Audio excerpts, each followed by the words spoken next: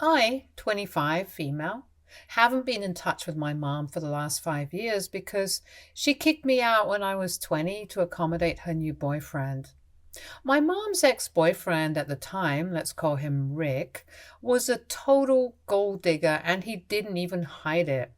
My mom had been going out with Rick for about 3 months before she brought him home, and like the idiot that she is, she didn't even bother telling him that she had a daughter before bringing him home. My mom is 50 now, and at the time she had been nearly 45, but told everybody that she was not a day older than 40.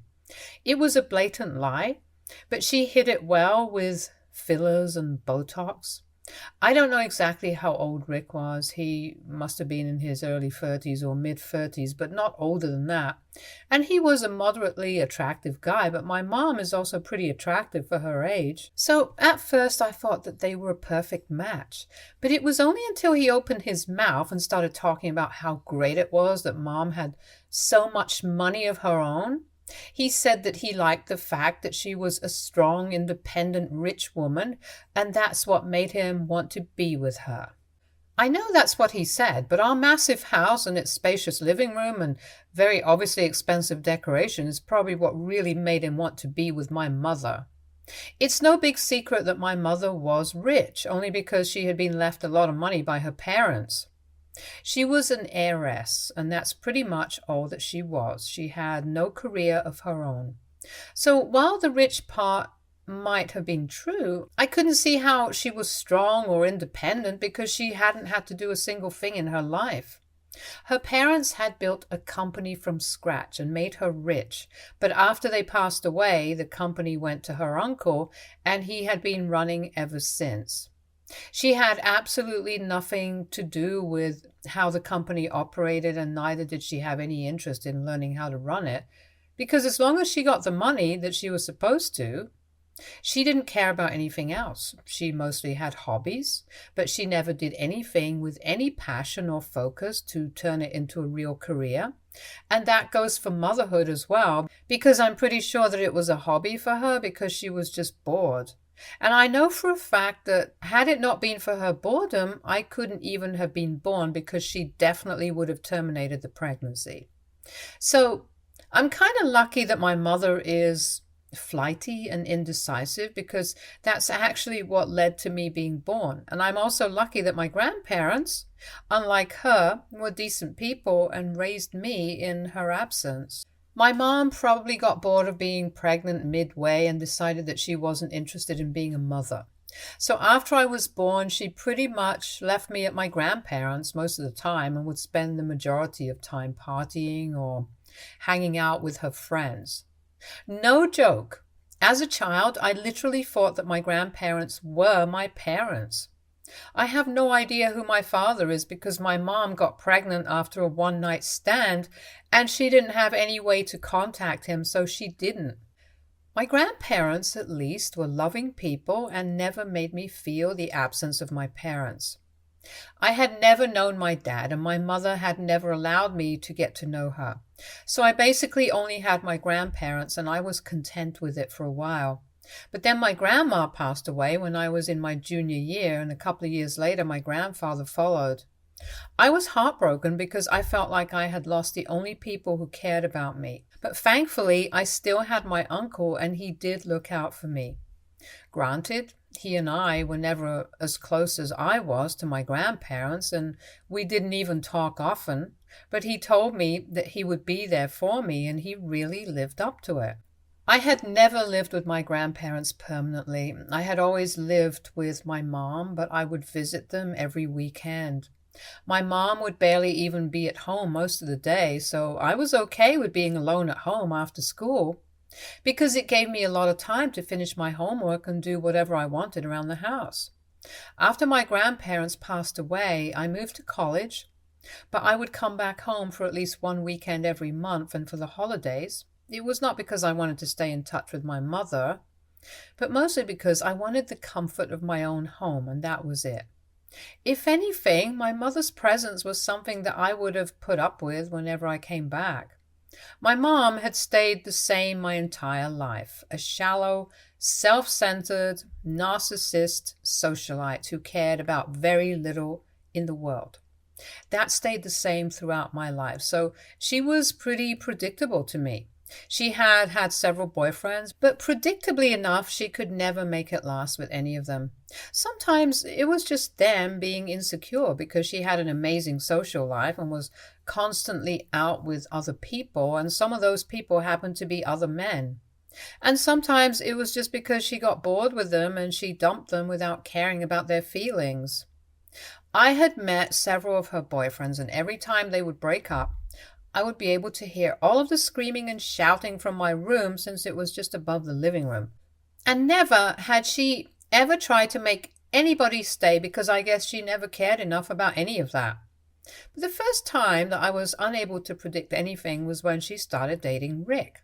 With him, everything was different, and it was crazy that she wasn't able to sniff out that he was a gold digger because she was usually great at those things.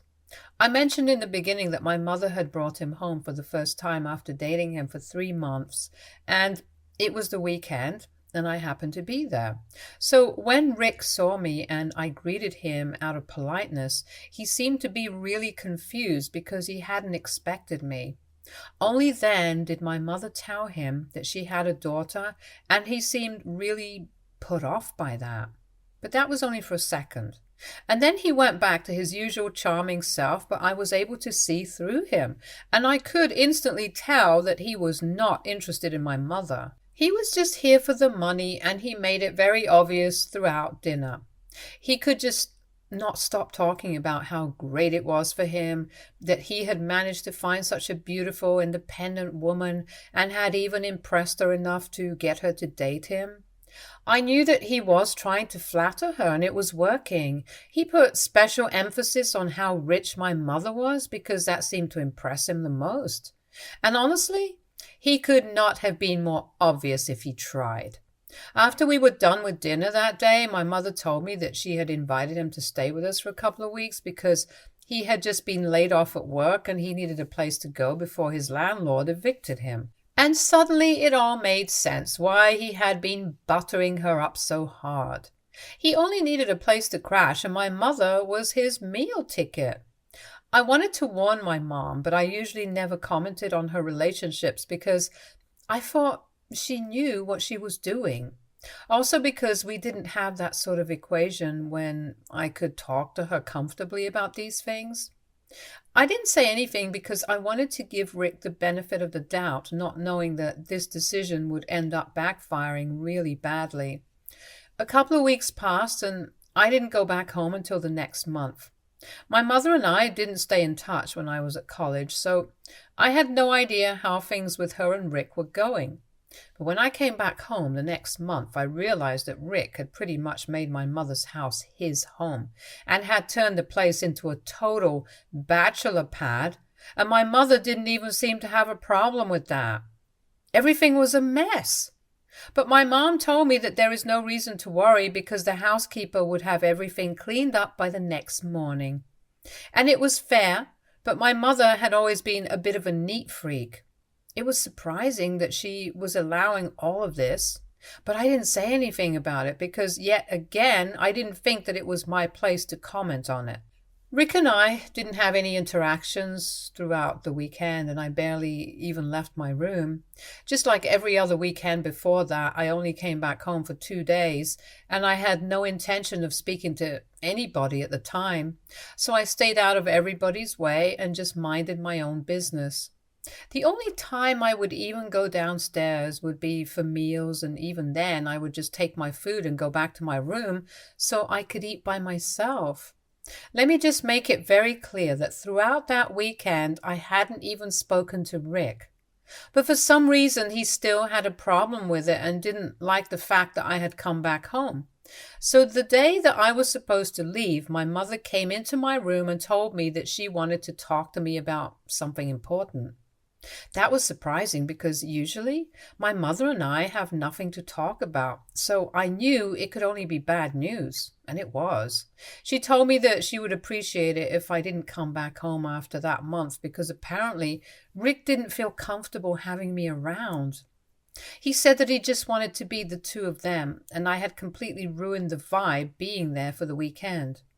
Apparently, he had believed that he and my mother had a nice rhythm going, and I had disrupted it by coming back home in the middle of the month, and he just didn't get that bachelor vibe anymore and felt like he was being suffocated because it felt too much like a family, and he just wasn't ready for that yet. I could tell that he had been bluffing about all of it.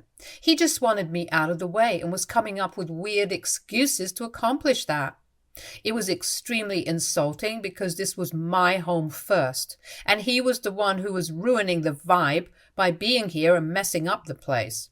So I decided to ask my mom when he was going to leave because he was not supposed to stay here permanently. She had said that he would just live here for a couple of weeks until he was able to find a new job and get back on his feet. Unfortunately, that was not the right thing to say because my mom flared up and said that it was none of my business. She told me that it was her house and I was an adult, so I needed to clear out and stay away because she was serious about this guy and whatever he says goes. And if he wanted me to be gone, then she would make sure that that's what happened. I didn't even try to fight it because I knew that it was pointless. But I did tell my mother that Rick was nothing but a gold digger, and she was going to regret kicking me out for him. She didn't seem to care, and neither did I, so I packed my things and left that day. For the next couple of months until Christmas, I didn't go back home because clearly that was not my home anymore. But when Christmas rolled around and the winter break started, students were not allowed to live on campus anymore. So I decided to talk to my uncle instead. We had kept in touch, but we were not close, so it was really awkward for me to ask him for help. But the dorms were closing for winter break and I needed some place to stay. My grandparents had made sure that I had a college fund set aside for me, so all that was taken care of, but they hadn't anticipated this. So when I called my uncle, he told me that I could live with him and his family for a while. I was really grateful to him and always will be for opening up his home to me and making me feel like a part of his family. We connected, and he also told me that the reason he had never tried to build a relationship with me was because of my mother. The two of them didn't have a great equation growing up, and he felt weird trying to talk to me or make me a part of his family because he felt like that would offend his sister or something. And he just didn't want the drama, so as long as I was taken care of, he decided that he was going to stay out of the way. But now that his sister had kicked me out, he had to get involved because he couldn't allow me to be homeless or something. We had a real heart-to-heart conversation, and yeah, since then he's been my only family. His wife is the sweetest woman I've ever known after my grandmother, and his kids are basically the brothers that I never had. After that particular Christmas, I started spending a lot of time with my uncle's family and basically became a part of it.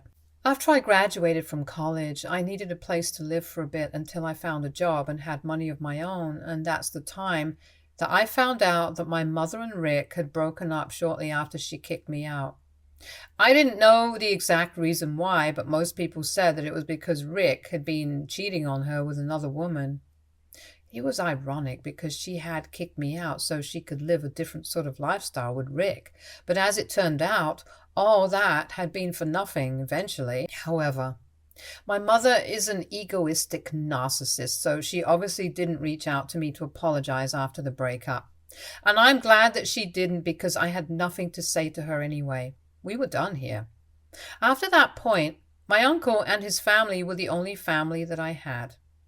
I never had needed my mother before when my grandparents were alive, and now that I had my uncle, I didn't need her anyway. Years have passed since then, and I have not been in touch with my mother for a really long time. And a lot of things have changed for me as well, because now I'm married and have a child of my own. 2 years ago, I met my husband, John, 27, male, at this job that I was working after graduation. It was supposed to be a short stint, and I didn't think that John and I would end up together, but here we are, 2 years later, with our daughter. My daughter was born just 3 months ago, and I already love her more than anybody else. She is the joy of our life and makes it all better. And that's why I made the grave mistake of posting about it on social media. Throughout my pregnancy, I kept it all quiet, and nobody apart from John, my uncle, and a few of my close friends knew about it. I had never been too big on social media anyway because I'm a strong believer in the evil eye. But after my daughter was born, I just couldn't help myself and I felt like I had to announce it to the world. That turned out to be a big mistake because that's how my mother found out that I was pregnant and I had already given birth and finally reached out to me after 5 years of not being in touch. This happened last week and I had mixed feelings about it, honestly. She reached out to me through an email and told me that a couple of my family members had told her about the baby, and she said that she was desperate to meet her granddaughter.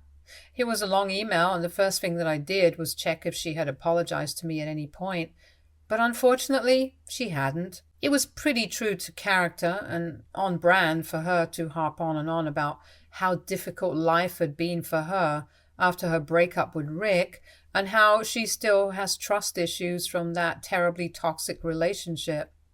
She talked about how lonely life had become for her because now everybody that she used to be friends with earlier had families of their own.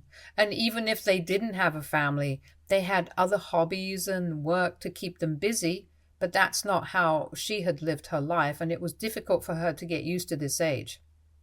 She complained about how lonely she was all the time because she didn't have any family to talk to ever since I left, and her friends were all too busy for her all the time. So now she wanted to fix things with me, and I don't know, get back in touch. She said that she was sick of spending every day alone and she was getting older, so she just couldn't do this anymore. She needed me to accept her back into the family again. That email, while it was sad, did nothing to melt me because I had decided that she was not going to be my mother a really long time ago. Pretty much that day that she kicked me out for her boyfriend. And yes, it was upsetting that she was sad and lonely now, but I didn't owe it to her to make her feel like she was part of a family again. She had had her entire life, 25 years, to make me feel like I was part of her family and I was really her daughter. But she didn't do it. She was always too busy with her own life, and now I'm busy with mine. She never treated me like her daughter, so now I'm not obligated to treat her like my mother. It's as simple as that, and that email was infuriating. Not even once did she think it was necessary for her to apologize for what she did. It was ridiculous that she had written one whole page about how she was suffering. But she hadn't even spared a thought about how difficult it must have been for me to have a mother who didn't care about me. Yes, I was lucky that I had grandparents who loved me and an uncle who was looking out for me, but that doesn't replace my mother's love. For years as a child, I used to wonder why I was not good enough for my mom, and I tried everything to win her over. I didn't give up until I was in middle school, and I finally realized that it was not my problem, it was her problem. But the years before that, I would never get them back, and I would never stop wondering why she ever even had me if she wasn't interested in being my mother. There was no apology for any of that, and I could still be okay with that, but she didn't even think it was necessary for her to apologize for what she did 5 years ago by kicking me out of her house. She knew that it would have been difficult for me because I wasn't very close to my uncle at the time, and my grandparents were long gone. But she didn't seem to care about any of it.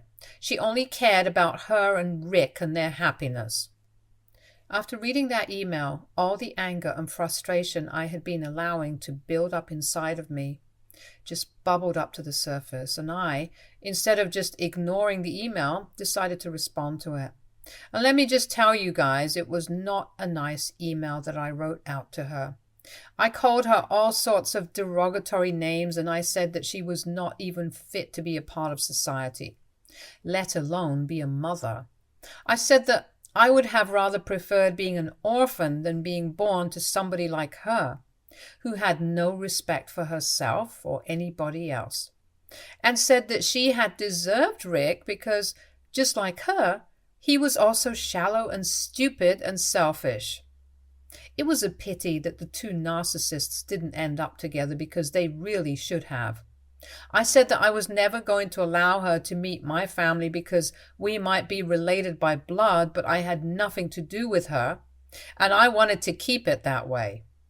I sent a very angry email without bothering to hold back, and of course, my mom was pretty shocked and upset because of it. Within a few hours of that email, I heard back from her, and she said exactly what I had thought just a few minutes after sending that email. She said that if I was that mad at her, then I shouldn't have responded to her email at all, instead of saying such horrible things to her. She told me that she knew she had made a lot of mistakes as a mother, but this was her trying to make the situation better between us by reaching out to me after so many years and trying to be a part of her granddaughter's life. But if I didn't want that, I could have just said so, instead of taking things so far and saying such horrible things to her. And honestly, I feel like a kind of jerk because of the things that I said, and it wasn't even as though I had used nice language in that email either.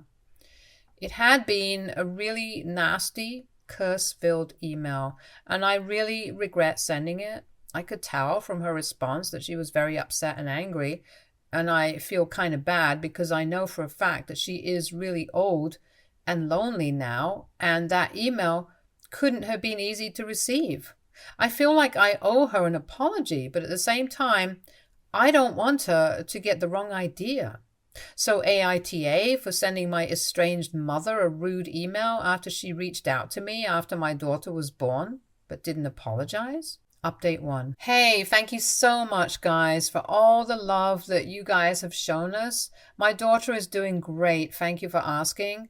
John and I discussed the whole email with my mother, and we came to the conclusion that I do not owe her an apology. Maybe what I did was unnecessary, but it was not wrong.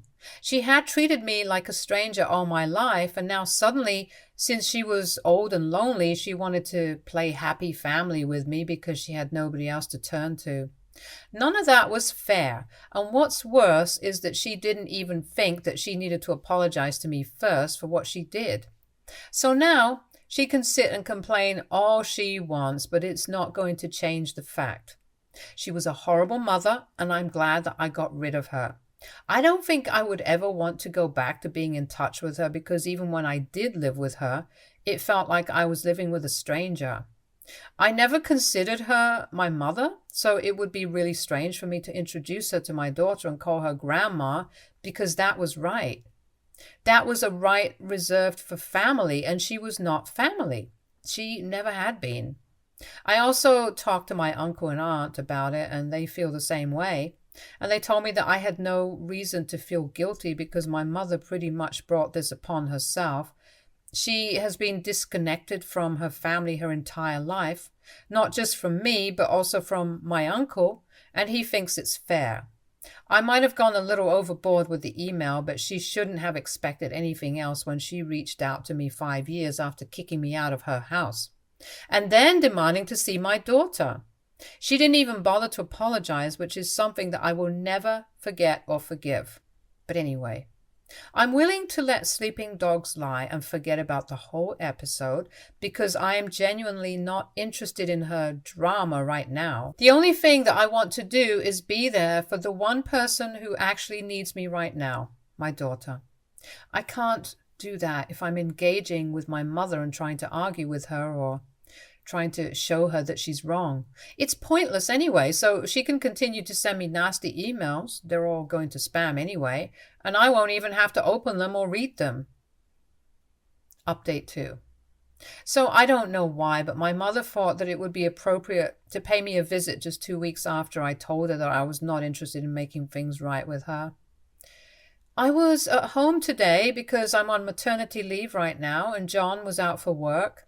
So I didn't think much before opening the door when the bell rang, and unfortunately, I didn't check who it was outside because it was around the time that John usually comes home from work. So I just assumed it must be him. However, it was not him. It was my mother. I'm guessing that she must have asked some stupid relative of mine for my address, and they, like idiots, revealed it to her without thinking about the consequences. But as soon as I saw that it was my mother, I mustered all the strength that I had and shut the door. She was taken by surprise because obviously she had expected me to let her in, since it was rude to kick somebody out once you had already opened the door. But I didn't care about being civilized or polite. I just wanted her away from me, and I was going to do whatever it took to accomplish that. She started screaming at me from the other side once I had locked the door and went absolutely ballistic. I was about to call the cops already when she decided that it would be a good idea to throw a rock through my glass window.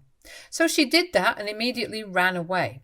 Thankfully, my daughter was in her nursery, and I was the only person near the door, but even I remained unscathed. The only thing that suffered, unfortunately, was my window. I called the cops immediately and pressed charges against her, so now I'm just waiting for this to blow over. She was not at all happy and kept screaming at me about how unfair I was, how ungrateful I was, but honestly, I was just glad that nothing happened to John or my daughter. This was serious, and somebody could have gotten seriously hurt had they been at home. So John and I have decided that we are going to file for a restraining order against her, and we are going to have to act soon. We've also spoken to my uncle and told him about it, so he can take the necessary action as well and amp up security around his house. Update 3. Hi everyone. So my mother got 6 months of community service and a huge fine that she had to pay for what she did. She also had to pay us for damages, and we were able to shell out quite a substantial amount of money from her. Honestly, if you ask me, she was only able to avoid any imprisonment because she is very well connected, and her lawyer is a shark. But anyway, that's none of our business since we got the money and also the restraining order. So for now, we have nothing to worry about. John and I had been considering moving to a bigger house anyway, and we think we're finally going to do it. Now it's just going to be me and my family. Wish us luck, you guys. Stay tuned for more stories from our girl relationships.